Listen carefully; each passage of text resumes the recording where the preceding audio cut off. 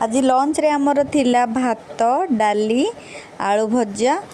जेहेतु काली थिला सुदशा व्रत तो आज सकाळे किसी भी मसला जिनस खाइबा को इच्छा हेलानी तो सेइथि पई साधा बनै देइछि बस डाली गोटे आउ